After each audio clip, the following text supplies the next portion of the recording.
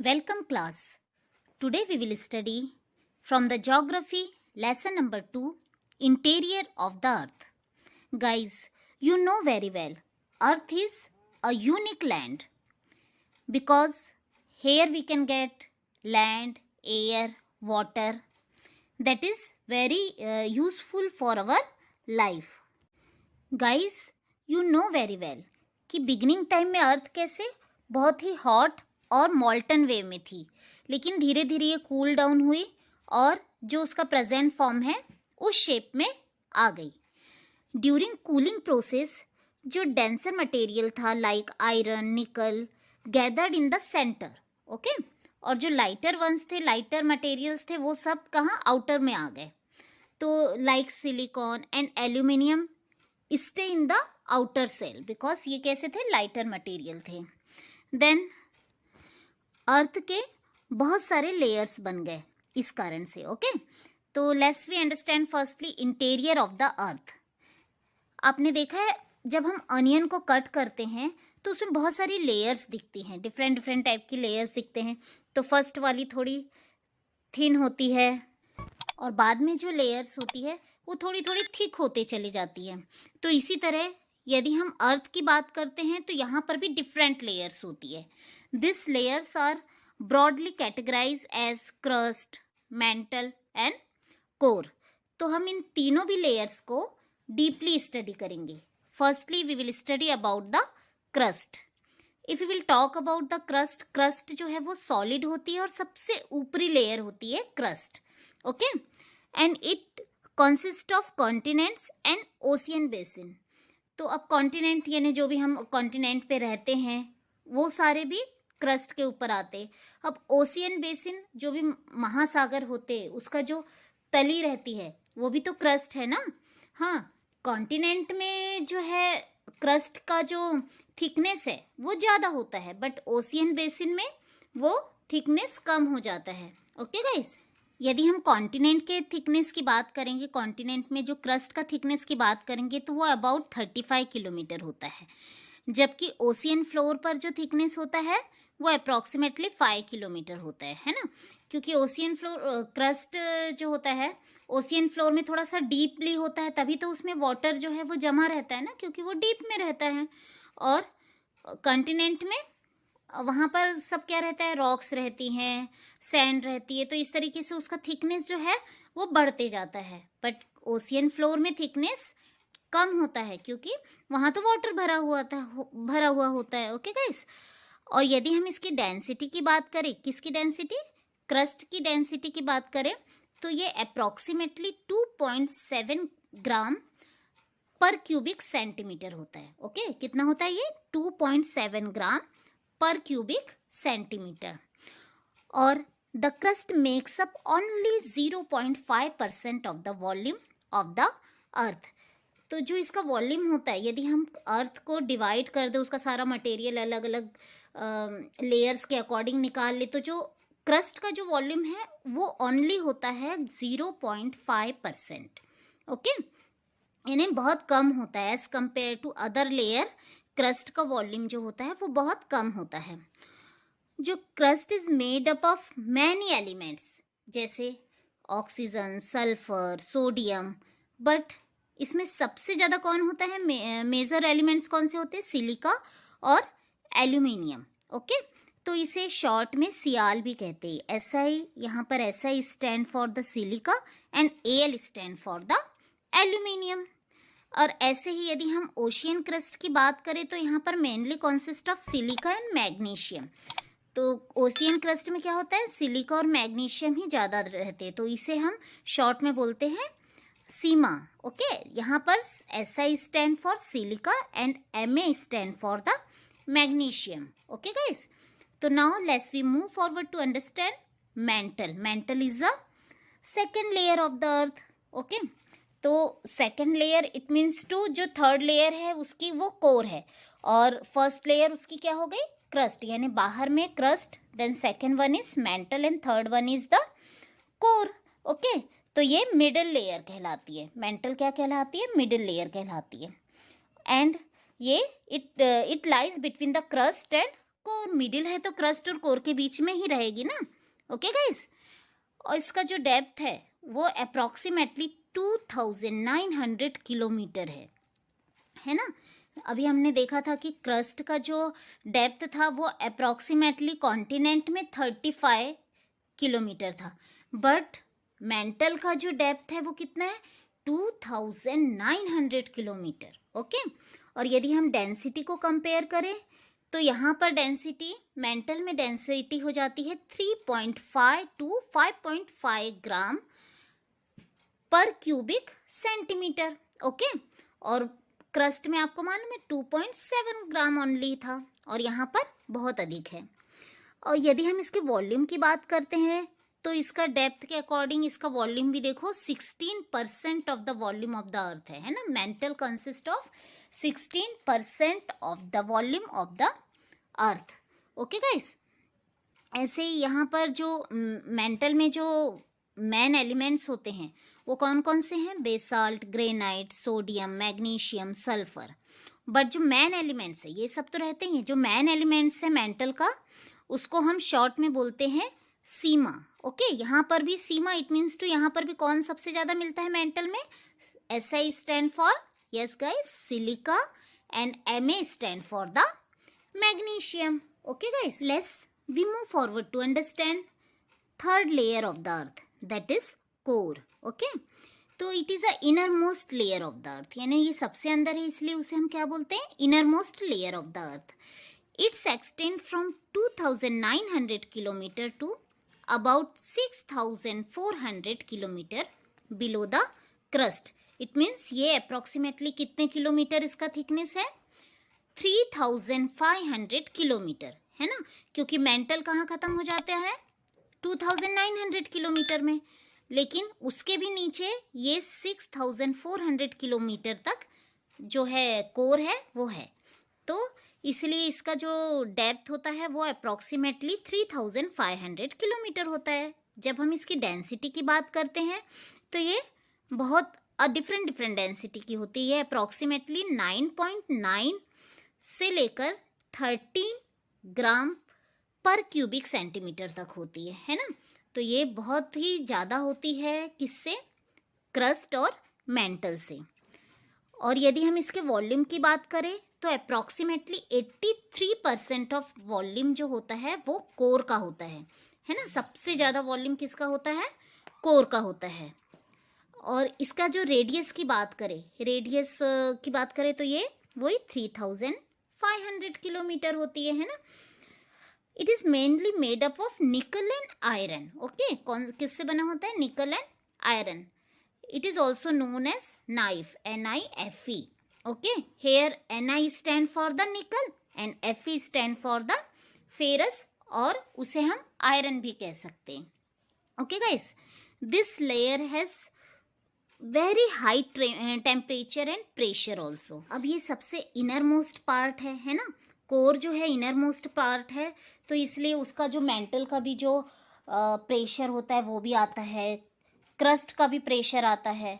तो यहाँ पर प्रेशर हाई रहता है, टेम्परेचर भी हाई रहता है। ओके, तो इस तरीके से हमने यहाँ पर तीनों लेयर को अंडरस्टैंड किया। Now let's we move to forward to understand usefulness of the different layer of the earth. तो फर्स्ट बेनिफिट ऑफ दिस कि ये अर्थ का जो क्रस्ट होता है उसके बिना हम अपने होम को इमेजिन ही नहीं कर सकते, है ना। यहाँ पर क्रस्ट के ऊपर कॉन्टिनेंट्स भी है, आइसलैंड भी है, फॉरेस्ट भी है, एनिमल्स भी है। ओके, तो that's why it is very important. Again next benefit is, जो लेयर्स होती है इनसे सेस्मिक वेव्स निकलती है, यानी कि जो भूकंप की जो ध्वनियाँ होती है ना, उस तरह की तरंगे बोलेंगे हम उसको, वो निकलती है, जो बहुत हेल्पफुल होती है इंटीरियर ऑफ द अर्थ को स्टडी करने के लिए। ओके गाइस, इसका जो नेक्स्ट बेनिफिट है कि इसमें मैग्मा जनरेट होता है। अर्थ का जो इनर कोर में जो है वो मैग्मा जनरेट होता है, और ये जब बाहर आता है, सरफेस पर आता है, तो ये थोड़ा ठंडा होता है और बहुत सारी वैरायटी ऑफ रॉक्स ये प्रोवाइड करता है, जैसे igneous rock, sedimentary rocks, metamorphic rocks, है ना। तो ये सारे रॉक्स के बारे में हम नेक्स्ट वीडियो में पढ़ेंगे। And one thing again very important, in addition The earth interior is rich in the variety of minerals also that are very useful in our day-to-day life. So these minerals are very useful in our daily life. So like this we had completed this part interior of the earth. यहाँ पर हमने complete किया है crust, mantle and core और उसके benefits, है ना. ये जो सारे तीनों लेयर्स हैं इनके बेनिफिट्स हमने यहाँ पर कंप्लीट किए हैं. Next we will study about the rocks and minerals. Firstly we will start minerals of the crust. As you know very well, we all are living on lithosphere, and lithosphere is made up of rocks, okay, and rocks is made up of minerals, and minerals are made up of elements, okay guys. It means lithosphere rock से बनी होती है और rocks mineral से बने हुए होते हैं, और जो मिनरल्स होते हैं वो सारे छोटे छोटे एलिमेंट से बने हुए होते हैं, ओके गाइस. इसी को हम एक एग्जांपल से अंडरस्टैंड करते हैं. Let's we take a chocolate cookies है ना. तो ये सब किससे बना हुआ है? इसमें चॉकलेट्स होती है, बटर होता है, शुगर होता है. तो चॉकलेट कुकीज क्या हो गई? रॉक्स हो गई. एंड जो सारे चॉकलेट्स है, बटर है, शुगर है, ये सारे क्या हो गए? इसके इंग्रेडिएंट्स, ये सारे मिनरल्स हो गए, okay guys. Like this we can say we need various minerals to form a rock. So firstly we will study rocks. What is the definition of rocks? If we will talk about the definition, any natural mass of minerals, matter that makes up the earth crust is called a rock. हम यह भी कह सकते हैं कि जो rocks है वो सारे mixture of minerals से बने हुए होते हैं, है ना. Rocks can be hard, soft and elastic, okay, and a rocks has no definite chemical composition because क्योंकि ये क्या होता है कि इसका कोई definite chemical composition नहीं होता, because ये minerals से बने हुए थे. तो जो जो minerals उसमें मिले हुए होंगे उसके according उसका shape, उसका physical structure होगा, किसका? Rocks का, okay. तो now we will study about the types of rocks. Rocks are different types. They vary in physical properties, like some are different in color, size, texture, composition, hardness, softness, etc. Okay guys, this variation are the result of their formation process. जो इसकी different properties होती है ना, physical properties जो different होती है, तो इसका कारण क्या होता है? क्योंकि ये इसका जो फॉर्मेशन होता है वो किस प्रकार से हुआ है, it is depend on that particular formation process, okay. यानी कोई भी रॉक्स के जो टाइप्स डिसाइड होते हैं उसके फॉर्मेशन की वजह से डिसाइड होते हैं कि वो किस तरह की रॉक्स कहलाएगी, है ना. यानी on the basis of their origin और birth. Rocks are classified into three categories, three main categories. First is igneous rocks, second is sedimentary rocks, and third is metamorphic rocks, okay guys. Firstly we will study igneous rocks. जो igneous word है ये Latin language का word है, okay. और Latin में इसका meaning क्या होता है? इग्निस. इग्निस का अर्थ होता है फायर, फायर यानी आग, okay.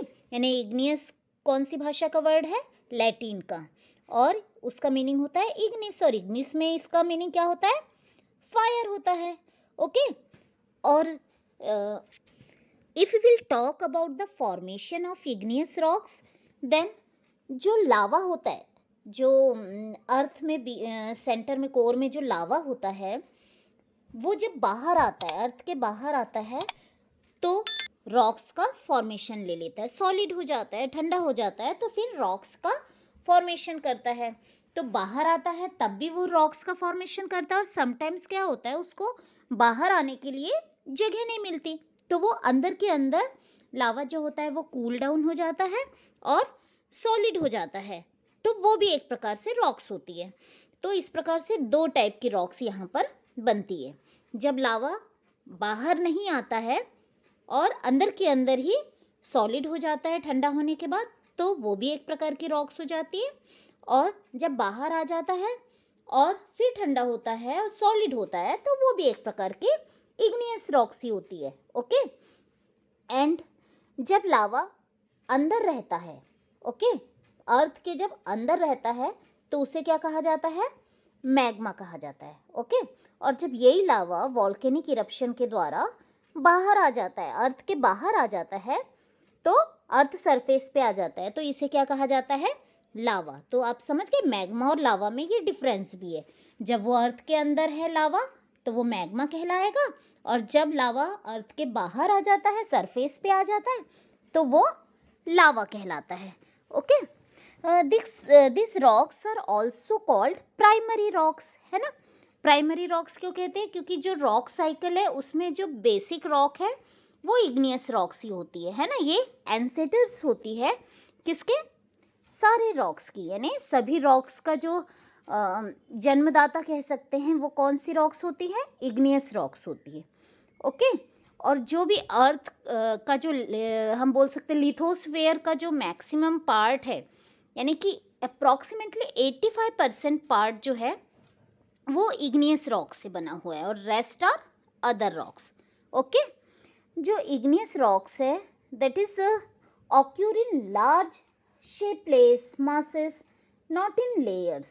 Okay, and these are crystalline in structure, ऐसे क्रिस्टल के जैसी होती है। स्ट्रक्चर में कैसे रहती है? क्रिस्टल जैसी होती है, और इसमें फॉसिल्स नहीं होते, यानी इसमें कोई भी जीव जंतु के जो अवशेष होते हैं ना, जो पार्ट्स ऑफ एनिमल्स और we can say parts of trees, ये सब उसमें नहीं मिलते हैं। ओके, क्यों नहीं रहते? क्योंकि ये तो अर्थ के अंदर से आता है ना, दैट्स वाई इसमें फॉसिल्स नहीं होते हैं। Okay guys, this rocks are very hard, है ना। कैसी होती है ये? बहुत ही हार्ड होती है। इसके एग्जाम्पल यदि हम देखें तो basalt and dolerite and granite are the example of igneous rocks. Okay guys, on the basis of solidification of lava, the igneous rocks can also be divided into two groups, है ना। इस जो भी लावा निकलता है उसके बेसिस पर हम इसको कितने पार्ट्स में डिवाइड कर सकते हैं? 2 पार्ट्स में डिवाइड कर सकते हैं। फर्स्ट इज इंट्रूसिव रॉक्स और second is extrusive rocks. Okay, intrusive rocks में क्या होता है कि वही जो अभी हमने आपको बताया था कि लावा जब अर्थ के अंदर ही रहता है, बाहर आने के लिए उसको जगह नहीं मिलती और वो वहीं पर सॉलिड हो जाता है कूल होकर, तो उसे क्या कहते हैं? Intrusive rocks. ओके, और इसे और एक नाम भी है, they are also called the plutonic. क्या बोलते हैं इसे? प्लूटोनिक भी कहा जाता है ना। यदि हम इसके एग्जाम्पल की बात करें तो granite is an intrusive igneous rocks. Okay, granite क्या है? इंट्रूसिव रॉक्स है। साथ ही जो आपने एग्जाम्पल की बात करें तो अपने चक्कियों में देखा होगा जो ग्राइंडिंग स्टोन्स होते हैं, है ना, जो स्टोन्स होते हैं जो आपस में टकरा टकरा के जो अनाज पीसने का काम करते हैं और जो मसाले पीसने का काम करते हैं, तो वहां पर भी इग्नियस रॉक्स का ही यूज किया जाता है। Okay, if will talk about the extrusive igneous rocks, तो जब जो मॉल्टन लावा है अर्थ के सरफेस पर आ जाता है और कूल हो जाता है, ठंडा हो जाता है और सॉलिड फॉर्म में आ जाता है, ओके, तो वो क्या कहलाता है? Extrusive igneous rocks. Okay, this are also called the volcanic rocks also, यानी इसको क्या बोलते हैं? वॉल्केनिक रॉक्स भी कहा जाता है। और जो यदि हम इसके फीचर्स की बात करें तो ये बहुत फाइन ग्रैंड स्ट्रक्चर में होता है, यानी बहुत महीन दानेदार होता है। Okay, if you will talk about example, then basalt is an extrusive igneous rocks.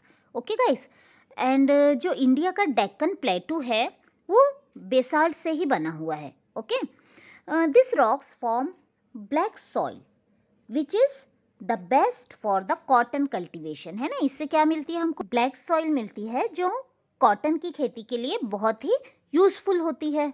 Okay guys, now we will study about the sedimentary rocks. Sedimentary word is derived from the Latin word that is sedimentum, और इसका meaning क्या होता है? Settle down. Okay, और ये जो rock है ये कैसे फॉर्म होती है? ये अदर रॉक जब ब्रेक डाउन होती है तो उसके जो सेडिमेंट्स होते, जो बारीक बारीक टुकड़े होते हैं, वो जब सेटल डाउन हो जाते हैं तो ये रॉक्स फॉर्म होती है।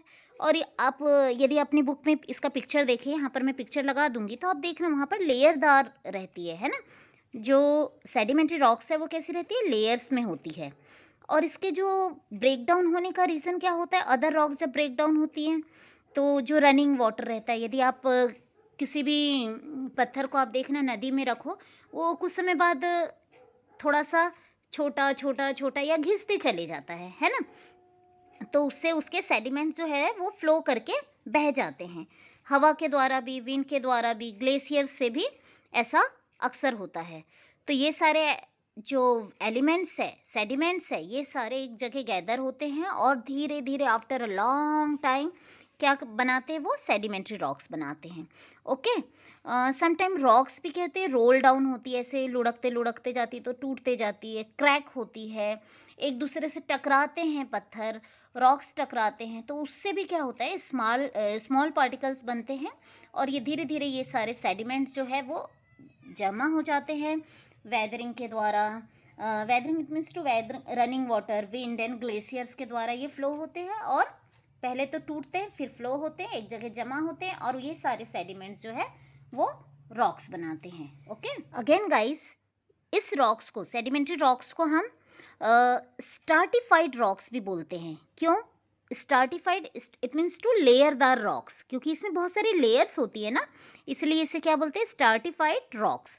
ओके, यदि हम इसके एग्जाम्पल की बात करते हैं तो sandstone, chalk, dolerite, this are the example of sedimentary rocks.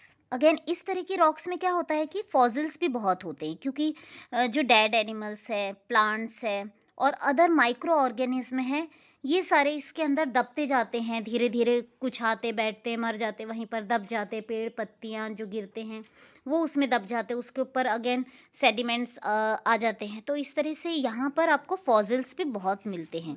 कौन से? सेडिमेंट्री रॉक्स में। Okay guys, now we will understand the metamorphic rock. If we will talk about the word metamorphic, it is derived from a Greek word metamorphosis, and the meaning of this word is change of form. It means जो original rocks है, original rocks it can be igneous rocks also and sedimentary rocks also. Okay, तो इसका form जब change हो जाता है तो वो क्या कहलाती है, मेटामॉर्फिक रॉक कहलाती है। तो ये फॉर्म क्यों चेंज होता है? Because of the pressure and heat, यानी ज़्यादा प्रेशर और हीट की वजह से उसके फॉर्म में चेंजेस आ जाते हैं, तो उसे मेटामॉर्फिक रॉक्स कहते हैं। ओके गाइस, फॉर एग्जांपल जैसे ग्रेनाइट जो है इग्नियस रॉक्स है, बट ये मेटामॉर्फिक बन जाती है तो ये क्या हो जाती है, नाइस, GNEISS। ओके, ऐसे ही बेसाल्ट इग्नियस रॉक्स है जो चेंज होती है मेटामॉर्फिक में, तो ये क्या बन जाती है, शीस्ट, स्पेलिंग है SCHIST। ऐसे ही कोल जो कि इग्नियस रॉक्स है, वो जब चेंज होती है मेटामॉर्फिक में तो वो क्या बन जाती है, ग्रेफाइट। ऐसे ही कुछ सेडिमेंट्री रॉक्स के भी एग्जाम्पल हम देखते हैं जो मेटामॉर्फिक में चेंज होती है तो क्या होता है। तो सैंडस्टोन जब ये चेंज होती है तो क्वार्ट्जाइट, QUARTZITE। ओके, ऐसे ही लाइमस्टोन जो कि सेडिमेंट्री रॉक्स है, ये जब चेंज होती है तो मार्बल। ऐसे ही क्ले जब चेंज होती है तो स्लेट। तो like this I think you had understood the metamorphic rocks also very well. About the usefulness of rocks, rock cycle and minerals. Firstly, we will complete usefulness of rocks. We know very well rocks are used for making buildings, roads, bridges, houses, है ना। आपने देखा होगा हम rocks का use क्या क्या काम के लिए होता है, बिल्डिंग्स, रोड्स और ब्रिज हाउस बनाने के लिए भी होता है। We can use them in many games also, and potash and phosphates that are used as source of chemical are found in the sedimentary rocks. Okay guys, let's we move forward to understand what is rock cycle. We know very well about the water cycle, like this also we can study about the rock cycle. So firstly we know very well कि कौन कौन से rocks होते हैं? Igneous rocks, sedimentary rocks and metamorphic rocks. Igneous rocks we know very well कि ये primary rocks है ना। कौन सी रॉक्स है ये? प्राइमरी रॉक्स है। इट मीन्स इसी के बाद से सारी रॉक्स क्या होती है? एक के बाद एक कन्वर्ट होती है। तो प्राइमरी रॉक्स कौन सी है? Igneous rocks. तो जब लावा कूल डाउन हो जाता है और सॉलिड हो जाता है तो कौन सी रॉक्स बनती है? इग्नियस रॉक बनती है ना। जब मॉल्टन लावा कूल होता है तो इग्नियस रॉक्स बनती है, और जब ये igneous rocks because of the weather, running water, weathering, wind, glaciers, इन सब की वजह से क्या होता है कि ये ब्रेक डाउन करती है धीरे धीरे। समटाइम्स ये रॉक्स आपस में टकराती भी है तो भी ब्रेक होती है, और फिर धीरे धीरे जो उसके, अब कोई भी चीज़ ब्रेक होगी तो उसके बारीक बारीक टुकड़े हो जाएंगे, है ना। बड़ी चीज़ थोड़े छोटे छोटे टुकड़ों में बढ़ जाएगी, और फिर ये वेदरिंग के द्वारा, रनिंग वाटर के द्वारा, विंड के द्वारा, ग्लेशियर्स के द्वारा एक जगह से दूसरी जगह पर इकट्ठी हो जाएगी, और फिर किसी रुकावट की वजह से वहाँ पर इकट्ठी होते जाएगी। तो वहाँ पर बहुत सारा जब सेडिमेंट्स, इन सबको क्या बोलेंगे? जब टूटा हुआ जो रॉक्स है, ब्रेकडाउन रॉक्स को क्या बोलेंगे? सेडिमेंट्स। जब ये सारा एक जगह गैदर होने लगेगा किसी रुकावट के कारण, तो फिर वो काफ़ी समय के बाद वहाँ पर बड़ा बड़ा बड़ा बड़ा इस तरह से एक शेप बनता जाएगा। तो फिर कुछ समय बाद, कुछ समय नहीं, काफ़ी लंबे समय बाद वो सेडिमेंट्स लेयरदार होते जाएंगे। कभी किसी रॉक्स के लेयर आए, कभी कोई एनिमल्स के पार्ट्स आ गए, प्लांट्स के पार्ट्स आ गए। तो इस तरीके से जो फॉसिल्स है वो भी वहाँ जमा होते जाएंगे और सेडिमेंट्स भी जमा होते जाएंगे, और इस तरह से आफ्टर लॉन्ग टाइम वहाँ पर लेयरदार रॉक्स तैयार हो जाएगी। तो वो क्या कहलाएगी? सेडिमेंट्री रॉक्स कहलाएगी, है ना। तो now you had understood igneous rocks and sedimentary rocks. Later, जब इग्नियस रॉक्स और सेडिमेंट्री रॉक्स को because of heat and pressure, है ना, जब इग्नियस और सेडिमेंट्री रॉक्स को बहुत हीट और प्रेशर मिलेगा तो वो क्या हो जाता है? बहुत सॉलिड हो जाएगी और ये मेटामॉर्फिक रॉक बन जाएगी। ओके। लेकिन जब कंटिन्यूअसली हीट और प्रेशर मिलेगा तो बहुत हीट और प्रेशर मिलने की वजह से क्या होता है? आफ्टर दैट वो मेल्ट डाउन होने लगेगी, धीरे धीरे पिघलने लगेगी, मॉल्टन मैग्मा बन जाएगी, है ना। तो मॉल्टन मैग्मा बन जाएगी, और फिर उसके बाद मॉल्टन मैग्मा से क्या बना था? आपको याद होगा, यस, इग्नियस रॉक्स बना था, है ना। तो फिर से वो मॉल्टन मैग्मा कूल डाउन होगा, सॉलिड होगा और इग्नियस रॉक फॉर्म करेगा। तो इस तरह से जो कंटिन्यूअस ये जो प्रोसेस है, ये साइकिल जो है वो चलती रहती है ना। तो we can say the definition of rock cycle, this continuous cycle of change of one type of rock to another type of rock is known as a rock cycle. Okay?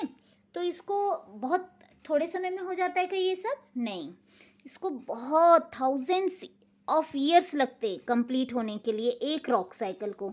यानी igneous rocks change होगी sedimentary में, sedimentary rocks change होगी metamorphic में, और फिर से metamorphic rock change होगी igneous rocks में। तो ये पूरा एक रॉक साइकिल कंप्लीट होने के लिए काफी लंबा समय लगता है।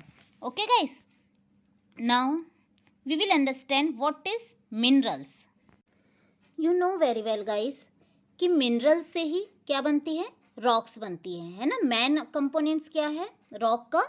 मिनरल्स होता है।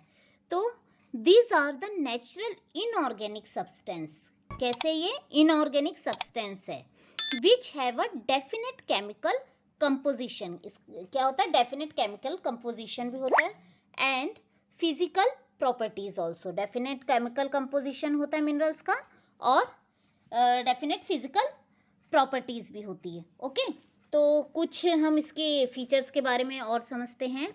तो first is minerals are natural inorganic substance. Okay, क्या है ये? नेचुरल इनऑर्गेनिक सब्सटेंस है। नेक्स्ट इज मिनरल समटाइम क्या होता है कि एक ही एलिमेंट से बनता है, और समटाइम ये एक से ज़्यादा एलिमेंट से भी बन सकता है। Minerals like gold, sulphur and graphites have a single elements. Okay, कौन कौन से सिंगल एलिमेंट्स हो सकते हैं? गोल्ड, सल्फर और ग्रेफाइट। एंड क्वार्ट्ज जो होता है उसमें कितने एक से ज़्यादा एलिमेंट्स होते हैं। Okay, minerals are usually crystalline in nature but a few minerals are not crystalline. Some are in crystalline natures के होते हैं और some are not. Okay, then copper, iron, gold etcetera are the metallic mineral. ये सारे कौन कौन से कैसे रहते हैं? मेटेलिक मिनरल्स है। ओके, मेटल में आते हैं ना ये कॉपर, आयरन एंड गोल्ड, ये क्या है? मेटेलिक मिनरल्स होते हैं और इसी से हमको क्या मेटल मिलता है। Then mica and gypsum are non metallic minerals. कौन कौन से हैं non metallic minerals? Mica and gypsum. Okay, now we will understand usefulness of minerals. आप जब भी खाना वगैरह खाते हैं तो मम्मी हमेशा बोलती है कि इसमें बहुत सारे मिनरल्स है, तो हम कह सकते हैं कि minerals are very important for the advancement of mankind also, है ना। Minerals are used in our day to day life. They are used in building houses, bridges, factories also, है ना। इन सब में क्या आयरन यूज होता है, बहुत सारे कॉपर यूज होता है बिल्डिंग वगैरह बनाने के लिए, और फैक्ट्रीज वगैरह में भी बहुत सारे मिनरल्स यूज होते हैं। तो मिनरल्स हमारे डे टू डे लाइफ में बिल्कुल एंटर कर चुका है। They are used in producing a number of things like computer, sunglasses, cans, pencil, slates. आप जो भी चीज़ देखो अपने आसपास, सब कुछ आपको मिनरल्स की ही नजर आएगी, है ना। ऐसे ही coal, petroleum and natural gas are used as a fuel also, है ना। तो ये सारे भी तो मिनरल्स ही है। कोल, पेट्रोलियम, नेचुरल गैस, ये सब तो हम यूज करते ही है ना, तो ये सब भी क्या कहलाते हैं? मिनरल्स ही कहलाते हैं। Again they also provide us with precious stones like James and diamonds, है ना। आपको मालूम होगा जेम्स एंड डायमंड्स बहुत सारे होते हैं जो हमको यानी बहुत प्रेशियस होते हैं। तो कुछ लोग रिंग्स बनाते हैं, नेकलेस बनाते हैं, चैन में लगवाते हैं। तो ये सारे भी जो है क्या होते हैं? मिनरल्स ही तो होते हैं। Okay, next the minerals like iron, aluminium, uranium are used in industries. किस में यूज होता है ये? इंडस्ट्रीज में भी यूज होता है, जैसे मैंने आपको पहले बताया है ना, फैक्ट्रीज वगैरह में, इंडस्ट्रीज में, डिफरेंट डिफरेंट इंडस्ट्रीज में आयरन, एल्यूमिनियम, यूरेनियम, इस तरह के मिनरल्स यूज होते हैं। These are also used in the field of medicines and fertilizers, है ना। तो ये सारी चीज़ें किस में भी यूज होती हैं? मेडिसिन बनाने के लिए भी यूज होते हैं मिनरल्स, और फर्टिलाइजर्स बनाने के लिए भी यूज होते हैं। तो now I think you had understood very well usefulness of minerals. Guys, here we had completed the chapter interior of the earth. Okay, so you properly revise it and try to understand. Thank you.